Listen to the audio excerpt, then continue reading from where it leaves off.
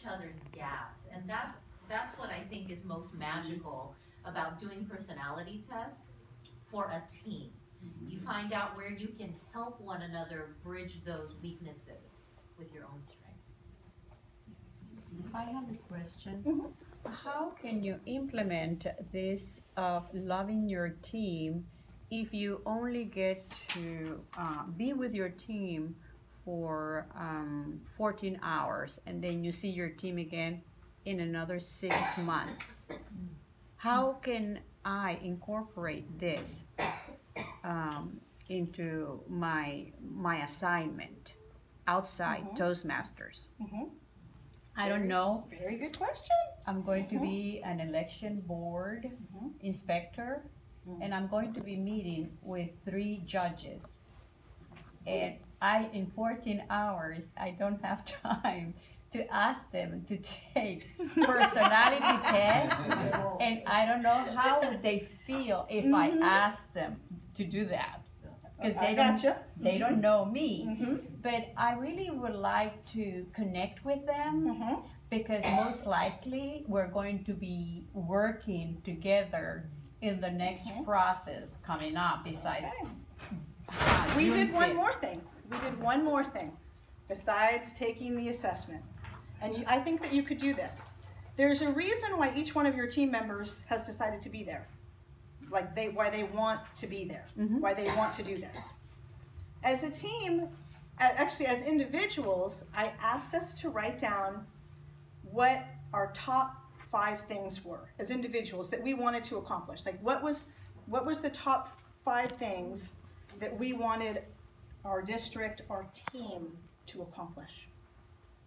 And then we came together and put those things together and made our own team vision from the things that Zach wanted, the things that Jane wanted, and the things that I wanted. So I think that you could do that too.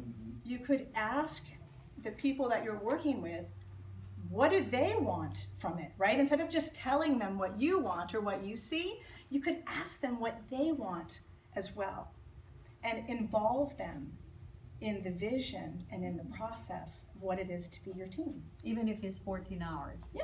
That's a long time. Well, and it's, I have, people will say this to me all the time, I don't have time to create my vision. I don't have time to put my team. When you don't take the time, you seem to pay for it later. Because even in 14 hours, there could be a breakdown. But if you start with, this is what we'd like to accomplish, like even if it's just that, we agree that this is what we want to accomplish in the next 14 hours. Now you're all equal. And I think that's important for people to remember, equality. Zach. And I will say, what we asked Sondra, to just kind of piggyback what she said, is we put our top 3 priorities together independently given the Toastmasters mission and vision. Not ours, theirs. Top 3 priorities. We laid them across each other independently. They were all the same. They may not have been in the same order, but they were the same. And I would start with, because what you're going to get, and Jane says this a lot, is unexpressed expectations kill relationships. And if you say you've only got 14 hours, I guarantee if you take the time, the first 30 minutes to ask them, or even prep them in an email, bring your top 3 priorities of what you want and maybe a process idea, and then we'll lay them across the table and we'll make an agreement on that. You will probably get out there in 7 hours. Because everyone's going to talk about, well, why do you think that? So when you clear that up, you will work tremendously more effectively and more efficiently. And what they're going to do is they'll share with you something that we're probably going to wait till later or keep to themselves, so it gets out in there in the open and people know that it matters to person X and person Y. So it can be discussed and agreed upon early. What time are we at, Chris? 53. Okay. We'll move on to my last point. I saved it for last. I know you guys like this picture, right? The team likes this picture. Aside from that picture, though, there's another important part of loving your team. And it could even happen in 14 hours. It could happen in the first hour. And it became the cornerstone of what our team was built on. And that is that we were willing to admit when we were wrong. If you're team lead, I promise you, you're going to make a mistake. It might not be a real mistake, but somebody's going to think it is. Somebody is not going to agree with you. Somebody is going to say that you were impatient. Somebody is going to say that you flew off the handle and you didn't give me what you said you were going to give me. It happens all the time in Toastmasters.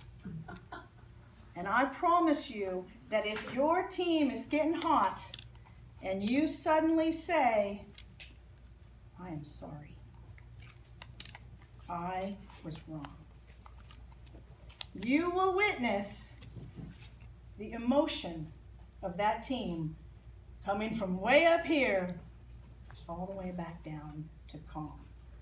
And calm is where you need to operate from to get your work done. Right? You can't get your work done if everyone's screaming and yelling at each other. Yeah. I am sorry. The other thing that I'm sorry does is it allows the team members to feel safe enough to say, I'm sorry too. I made a mistake.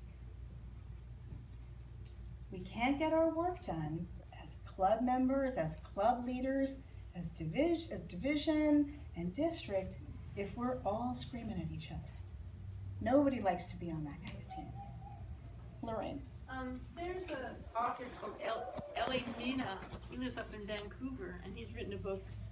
And he basically said, in a corporation or something, if you're attacking someone, you've just lost that member because they're going to introvert and say, what did I say? What did I do? And you've just lost that member because that member's going to say, did I do something wrong? What was I doing?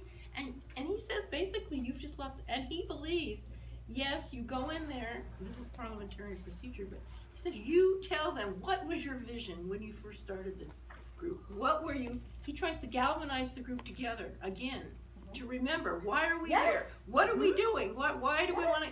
So he's trying to galvanize them, and he says, you do not attack a person because you will lose that. That person is just gone now. They're not going to be able to contribute. And it could happen accidentally, right? We offend people all the time when we didn't mean to. But that's their version of it. That's their truth. It is, once you get into the habit, it is not as hard as you think to say, I'm sorry. You just said something that sometimes you offend people and don't even realize it. Which brings you to the other side of that coin, and that is the willingness to forgive somebody without being asked to forgive them. Yep, that's on the paper too. We have to be able to say I'm sorry and to forgive our teammates. We really do. And those, if you do those things, if you can start with your vision, what you want for your team. If you can bring your team together with some fun, nobody wants to be bored. Good Lord, it'd be a long year if you're bored on your team. And if you can remember that we are people, right? It seems like the work is so important right up until your team is crashing. And then guess what? The work isn't that important anymore. It is the people that matter. And that's what I hope that you will take away from. I don't have any evaluation forms with me. However, my email address is sondra.nunez@district39.org. And I would love to hear from anyone who's willing to give comments, feedback, critique, anything you'd like on this session. If you'd like more information or to have longer conversations, I'm open to it, and I believe my phone number is on the front of your handout and on the takeaway card. I wanted you all to have a takeaway card so that you will remember as a leader that the 3 easy steps that you can take to build your team is to live your vision, laugh yourself silly, and love your team. Woo!